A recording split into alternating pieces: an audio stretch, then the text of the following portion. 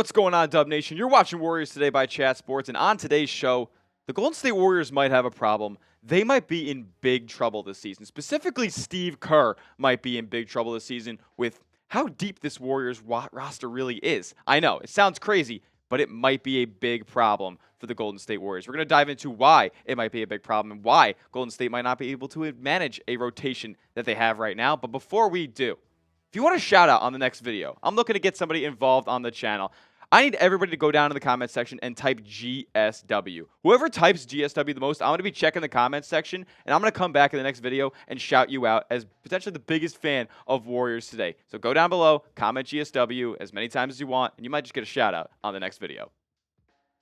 So, to kind of preface this whole situation, right, in 2023-2024, no Golden State Warrior played more than 32.7 minutes per game. That's the amount of minutes per game that Stephen Curry played last season. It's interesting, right? I mean, it feels like most NBA teams these days have a couple of players playing more than 30 minutes a night. Golden State didn't. Actually, as a matter of fact, Stephen Curry was the only player for Golden State that played more than 30 minutes per game at all. So that's very interesting that they don't have an established pecking order like that. It was a lot of moving parts last season. And last year, they actually had 12 players average more than 15 minutes a game. And that just created a total inconsistency in the Warriors season. They didn't have a consistent rotation. I mean, you had guys like Dario Saric in and out of the lineup. You had Chris Paul playing inconsistent minutes last season.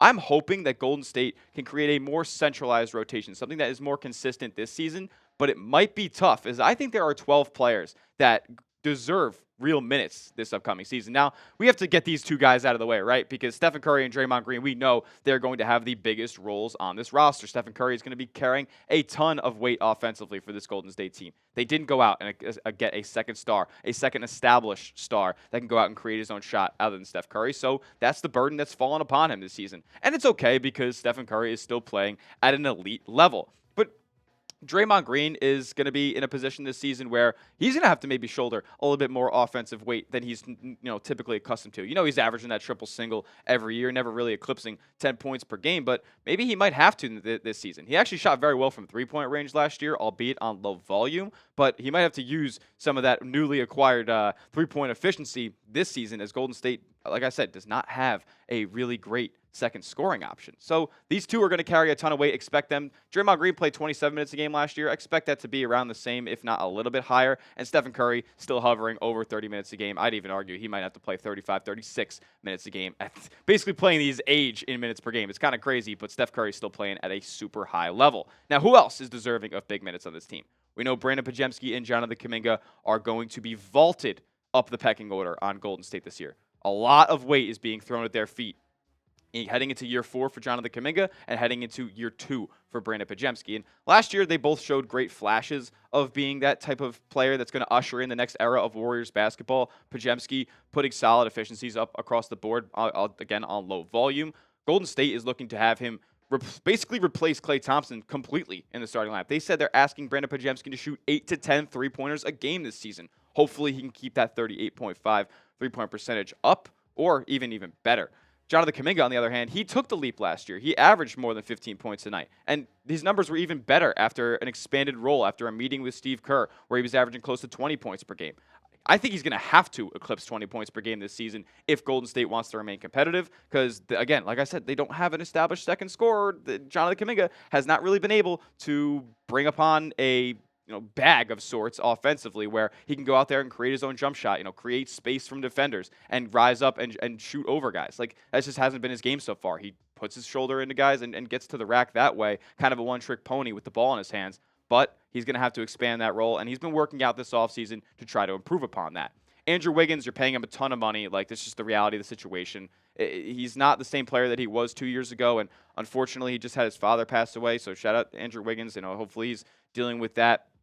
And feeling better. It's just a terrible situation, and he's been going through it personally for the past couple of years. So I do have to give a big shout out to Andrew Wiggins for persevering through all of that. But as far as just on the basketball court goes, he's just not the same player that he was 2 years ago, and he's still going to have a massive role on this team because he gets paid so much money. Expect Andrew Wiggins to be in the starting lineup when the season rolls around. But another guy who I actually want to be in the starting lineup is this man right here, Trayce Jackson Davis. I think we saw enough flashes last season for him to be a really good interior defender for Golden State, a great pick-and-roll man, in a situation with Brandon Pajemski or Stephen Curry as the ball handler and Trayce Jackson Davis slow rolling to the basket or rolling to the high post and finding open shooters on the outside. I really think Trayce Jackson Davis is going to have to take a bigger role than many people anticipate this year, and that could end up with him being in the starting lineup.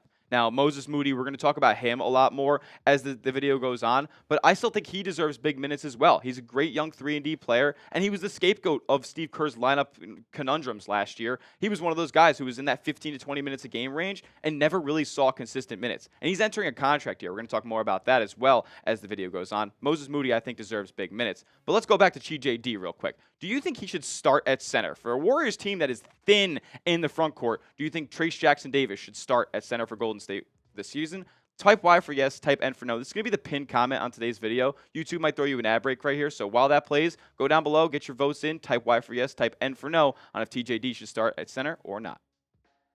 Now, who else deserves big minutes, right? Because those guys we just talked about are the returning players for Golden State. Golden State made some free agent acquisitions this offseason after losing out on Klay Thompson and Chris Paul. They bring in DeAnthony Melton and Buddy Hield, two guys who are going to play very different roles for this Golden State team. And hopefully DeAnthony Melton can stay healthy. But let's talk about Buddy Hield real quick.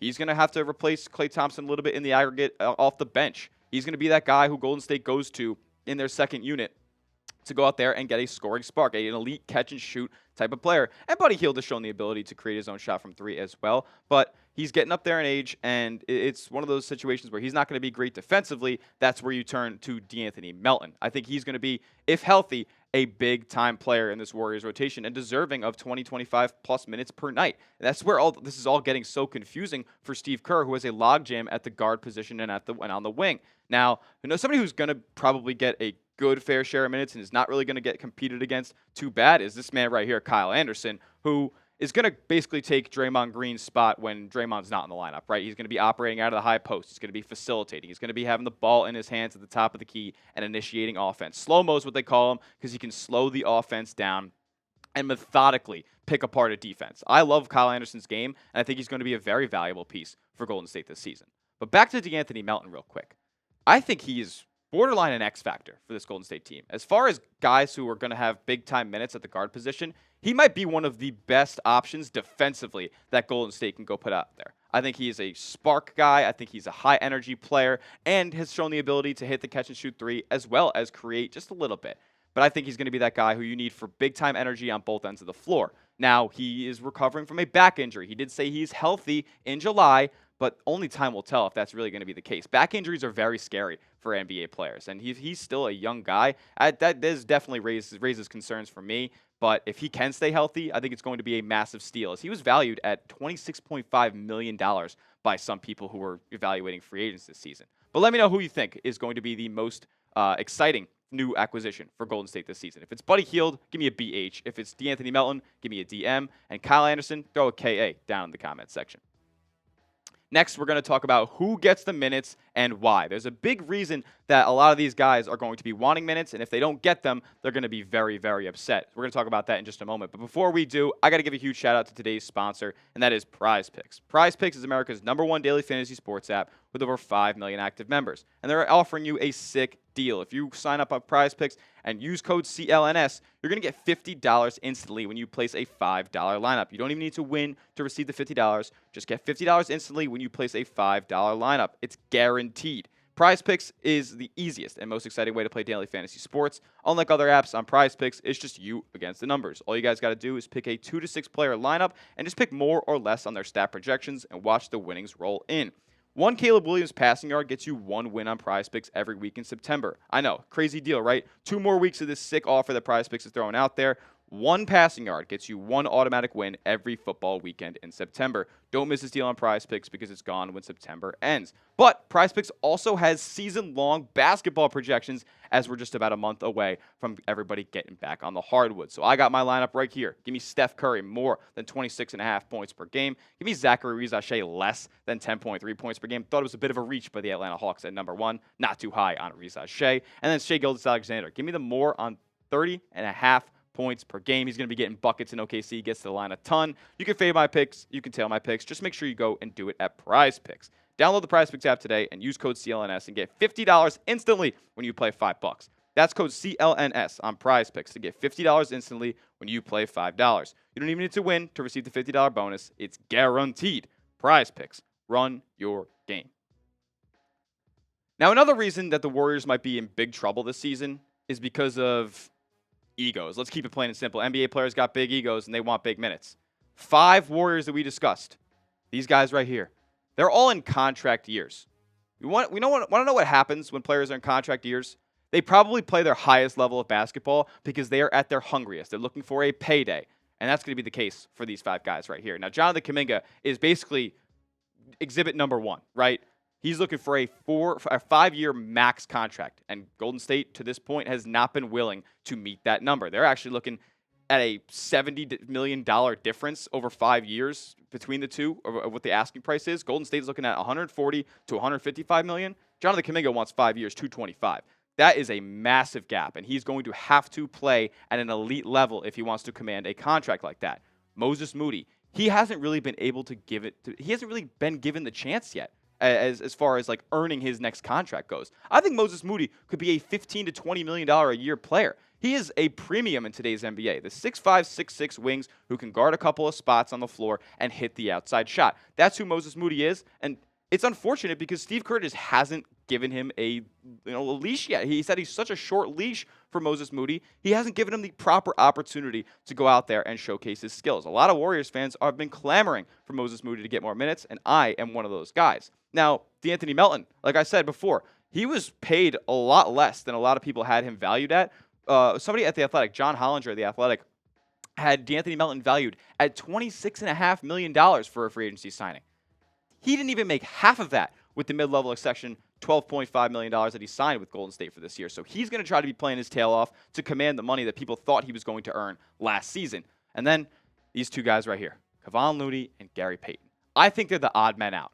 And it's an unfortunate situation because Kevon Looney, Gary Payton, both champions with the Golden State Warriors, and both have been pivotal pieces in their championship runs. Kevon Looney, 3-time champ the guy has been. It's crazy that he has had the success that he's had, being that basic focal point for Golden State, being their number 1 screen man. The guy who's always doing the dirty work aside from Draymond Green, crashing the glass, defending the rim. He's done everything that Golden State has asked for him, but I just think that his play has regressed a little bit. He's aged a little too far for my liking to be a pivotal piece for Golden State in the front court. The only issue is Golden State is very thin at that front court spot, so he may command more minutes. Gary Payton II, he just hasn't been healthy. He might be Golden State's best defensive option in the backcourt, but how often has he been available? He just hasn't been, and that's the unfortunate reality. Now, those 2 guys, they are on 1-year deals.